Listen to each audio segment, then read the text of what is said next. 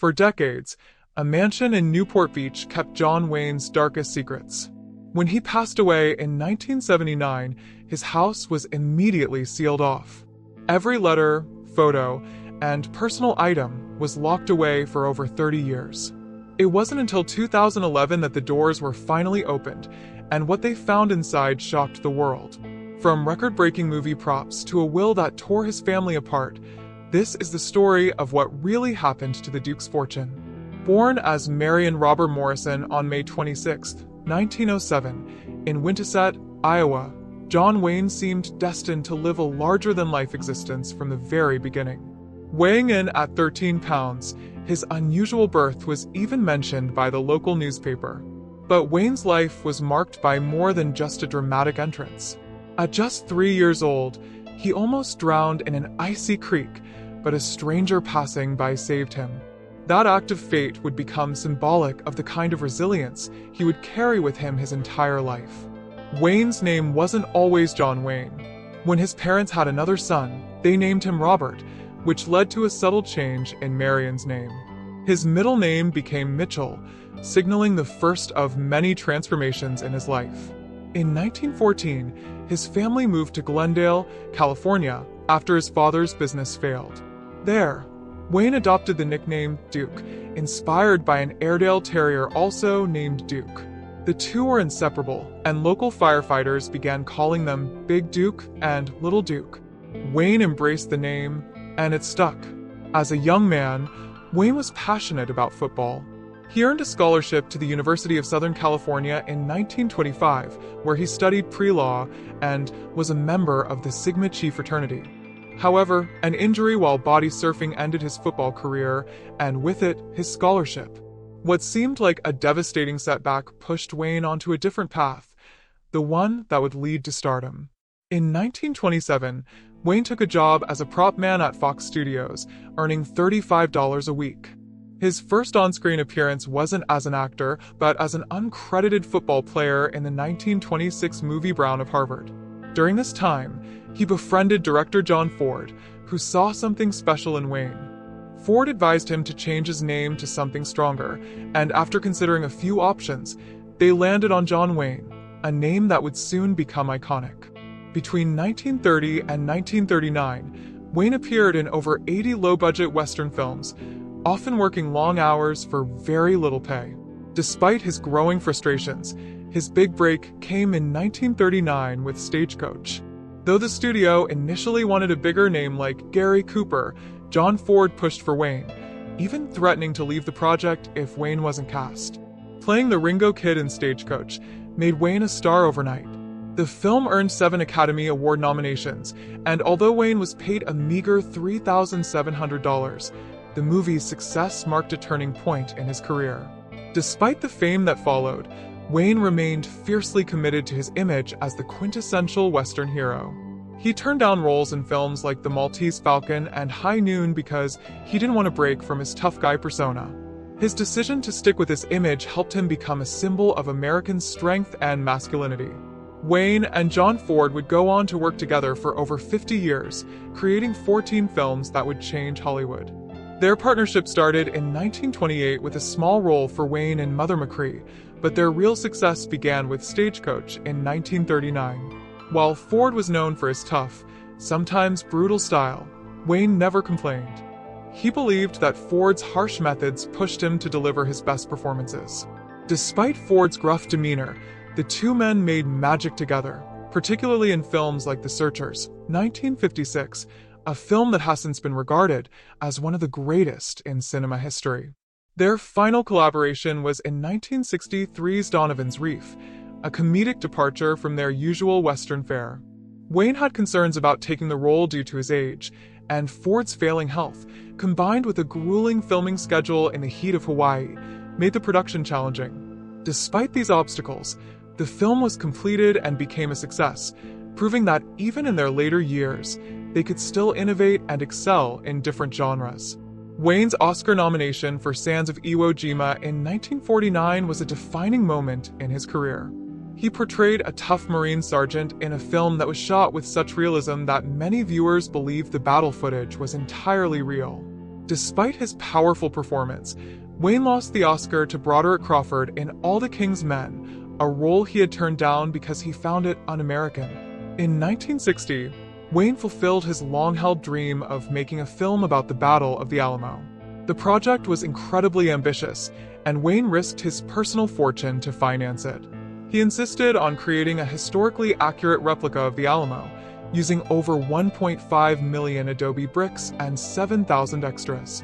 Though the film was nominated for 7 Oscars and became a cultural touchstone, it didn't make back its massive production costs, and Wayne was deeply disappointed that he wasn't nominated for Best Director. Wayne's first and only Oscar win came in 1970 for True Grit, where he portrayed Rooster Cogburn, a grizzled, one-eyed U.S. Marshal. At the time, Wayne was recovering from lung cancer surgery and was in poor health, but he took the role because he believed it could be his defining performance.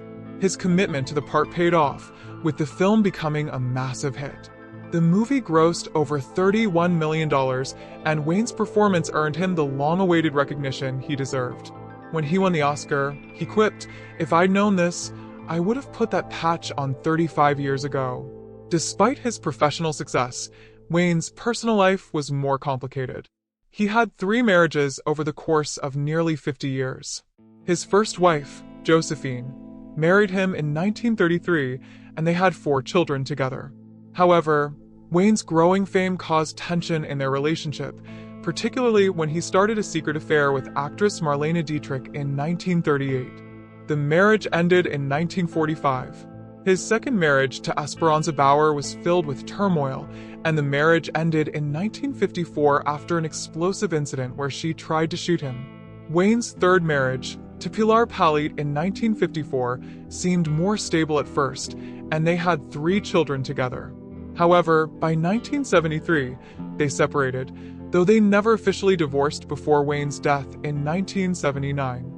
Through his tumultuous personal life and unprecedented Hollywood career, John Wayne's legacy remains unforgettable. But what happened to his fortune after his death? What shocking revelations were hidden in his mansion for decades?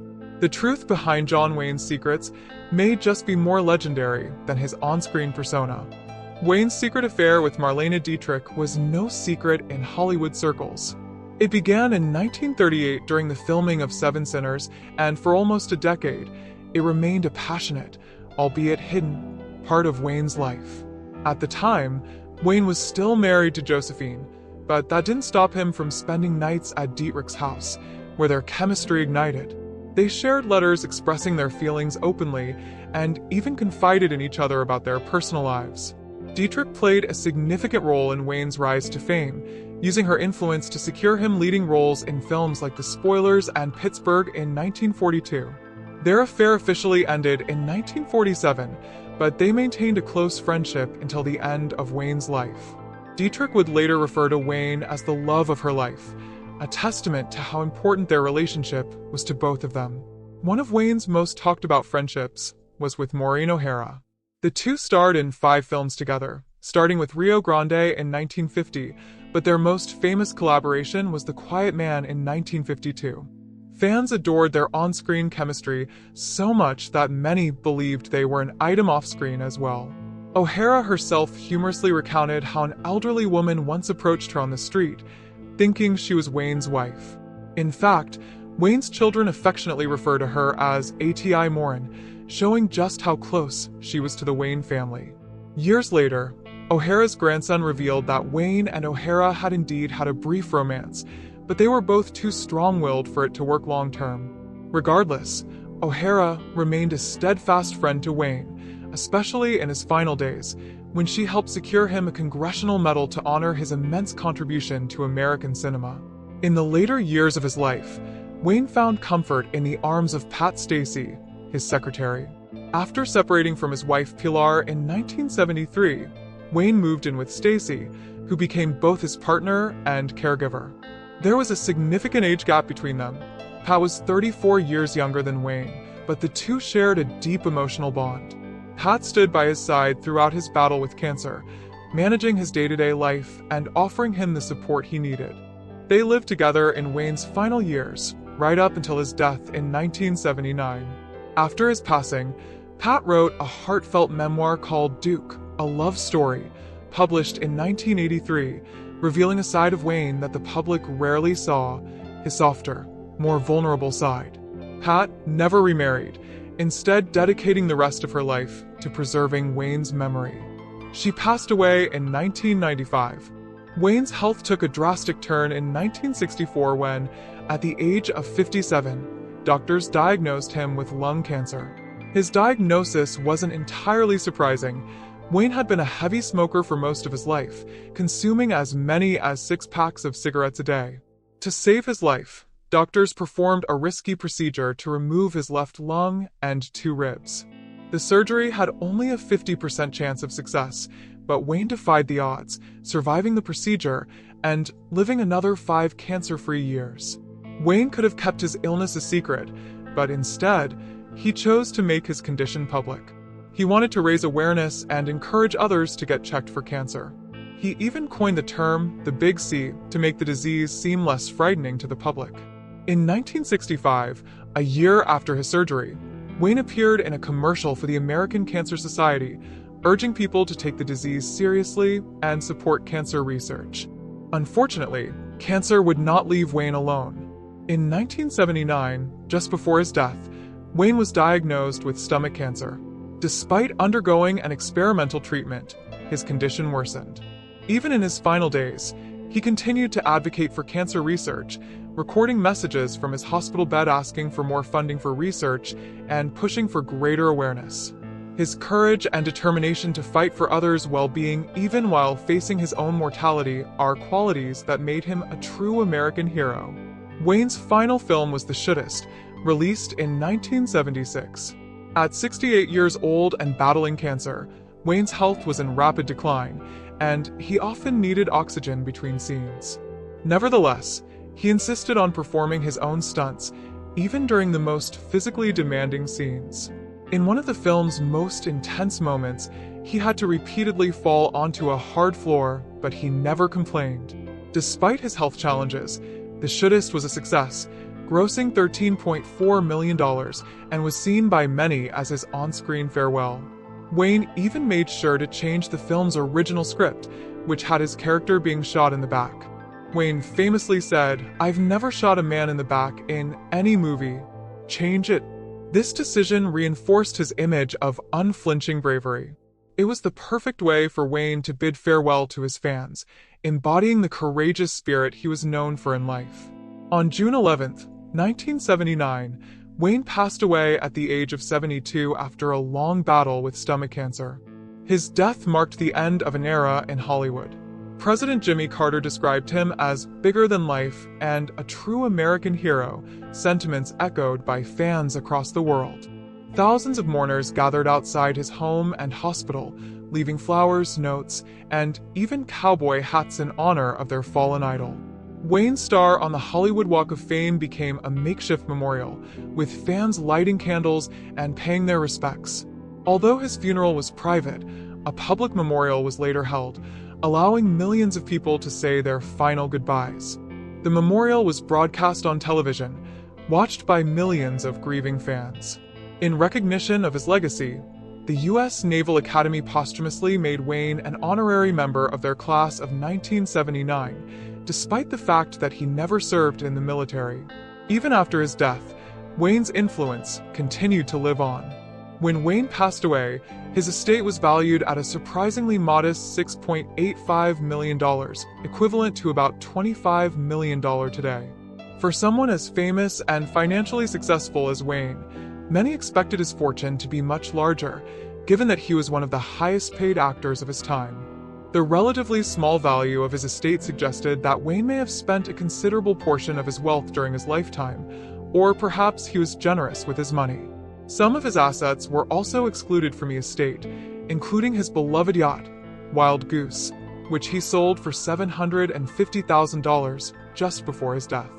The yacht, once a World War II minesweeper, had been a source of immense pride for Wayne, and its sale raised questions about his financial situation in his final years. Wayne's real estate holdings were more expansive, though, as he owned a 5-acre ranch in Encino and properties in Arizona and Washington, showing his affinity for different landscapes. He joked that moving to Newport Beach was a smart decision, saying, "By then, I sure as hell couldn't afford it." When Wayne's will was revealed after his death, it caused a great deal of drama. The most shocking revelation was that Wayne had left nothing to his children. This news fueled tensions within the family, sparking bitter disagreements over personal items and memorabilia. Disputes over keepsakes further intensified the already difficult family dynamics. It was a testament to how the division of assets could fracture relationships even among loved ones. In 2011, John Wayne fans got a rare opportunity to purchase items from his personal life and career when over 700 of his possessions were put up for auction. Held at the high-end Century Plaza Hotel in Los Angeles, the two-day event allowed fans and collectors to own pieces of Wayne's legacy.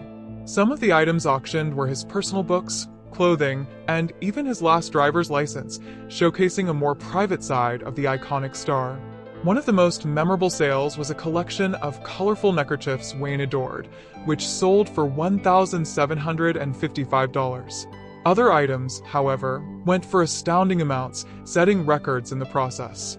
For example, his green beret from the Green Berets, 1968, sold for $179,200, a testament to his enduring connection to one of his most iconic roles. Another standout item was his cowboy hat from True Grit, which fetched an impressive $179,200. Fans and collectors were not only eager to own memorabilia from his movies, but also to take home pieces of his personal life that connected to the man behind the screen. One item, however, sparked outrage. A statement Wayne had made in a 1971 interview was revealed, in which he made controversial comments about race. These remarks, including his belief in white supremacy and disparaging comments about Native Americans, sent shockwaves through the public, drawing attention to the legacies of figures like Wayne, whose personal beliefs often clashed with the more progressive views of later generations. Despite his iconic status in American film history, these statements led to discussions about the difficulty of separating an artist's personal views from their body of work. Wayne's controversial legacy has remained a subject of debate. In 2020, following nationwide protests sparked by the murder of George Floyd, calls for the renaming of John Wayne Airport in Orange County gained traction. This airport had been named in Wayne's honor in 1979, but by 2020, the name was seen by many as problematic. Despite strong opposition from Wayne's family, including his son Ethan, who defended his father's memory, the debate continued. The controversy also spread to the University of Southern California, where Wayne had once studied. In 2020, USC decided to remove a John Wayne exhibit from its School of Cinematic Arts. The exhibit had been in place since 2012, displaying artifacts from Wayne's films, but critics argued that it was impossible to separate the art from the artist, given Wayne's racist views and the stereotypes present in his movies. Fans, however, argued that Wayne's films, like The Searchers and Rio Bravo, are important parts of cinematic history and should be remembered as such, while still condemning his problematic beliefs. The ongoing debates surrounding John Wayne's legacy illustrate the complexities of remembering historical figures whose personal actions and statements continue to shape their public image.